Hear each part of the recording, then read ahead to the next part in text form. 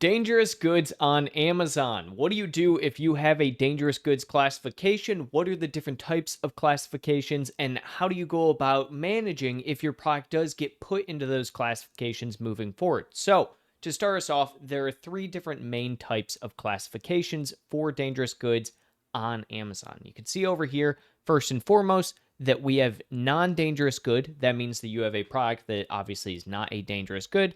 Next, we have dangerous good FBA fulfillable.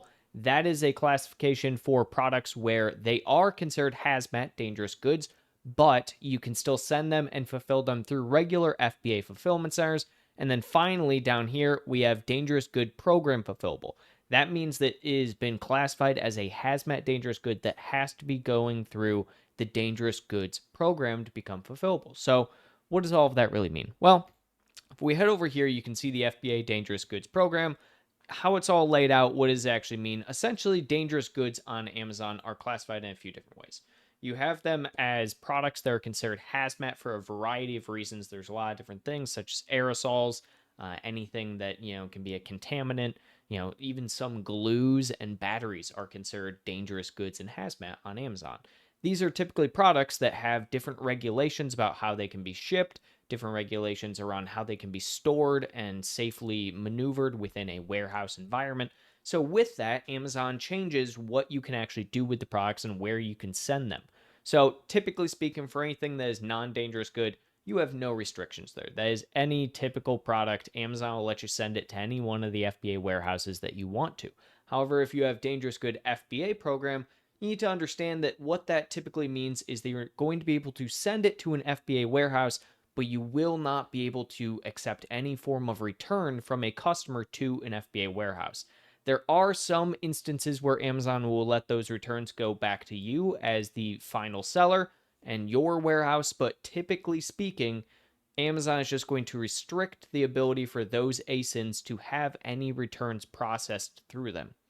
Now, the final aspect here would be the actual dangerous goods program. So if you have a product that is labeled with FBA dangerous goods, you can obviously send it to FBA. But if you have a product that is dangerous goods program fulfillable, that means that you actually have to sign up for the dangerous goods program. The unfortunate part here is that there's usually a pretty long waiting list for it. With the dangerous goods program, Amazon has limited space within all of its hazmat warehouses.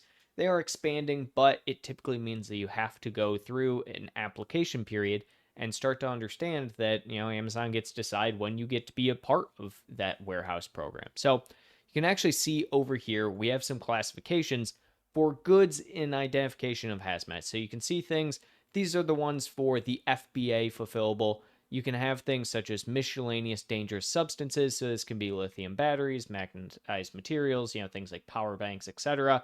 But then you also have other ones where you have flammable gases, non-flammable, flammable liquids, oxidizers, etc. So there's a lot of different classifications as to what can be considered a dangerous good. On top of that, they also have, what can be sold from a limited quantity. So these ones are all limited quantities can be sold. And then finally, ones that they won't even take: explosive substances, toxic gas, infectious substances, radioactive material, etc. So there are even, hazmat items that even they won't accept in the hazmat facilities for a variety of safety concerns, right? So it is one of those things where if you are selling some form of, let's say, I don't know, uranium clock that's radioactive, they likely will not let you sell that in any of form of FBA in their actual warehouses. Now, furthermore on this, there is a review process that we were talking about for the dangerous good program.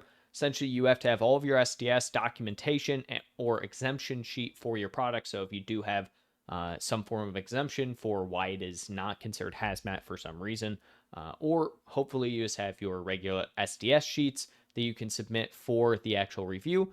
That's going to be the easiest way to start getting that review process for the dangerous goods warehouse. You can also obviously check at any point in time for your actual classification, have them go through the process of classifying your product as well.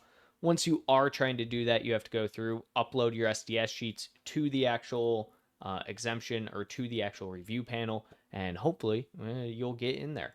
You can also go through the aspect of disputing. So if you do see that you have some form of classification of, let's say, dangerous good program, you can dispute classification. And that classification then comes out to, a panel where they will then review it to see if it actually does meet the correct hazmat material. You have to have obviously submission of your SDS sheets, show exactly why you believe that they should dispute the classification that they put onto the product, and overall hope that Amazon will understand and see that you are correct. So, outside of all of this, if you are looking to sell dangerous goods on Amazon, it's going to be a million times easier if you're just going to sell them through FBM, obviously. But if you are gung ho on selling via FBA, which you should be in some capacity, just realize that there are these classifications. There's going to be a lot of headaches to go through if you are selling some form of hazmat. Again, it can be something as small as you having just a little glue pouch for gluing on two parts together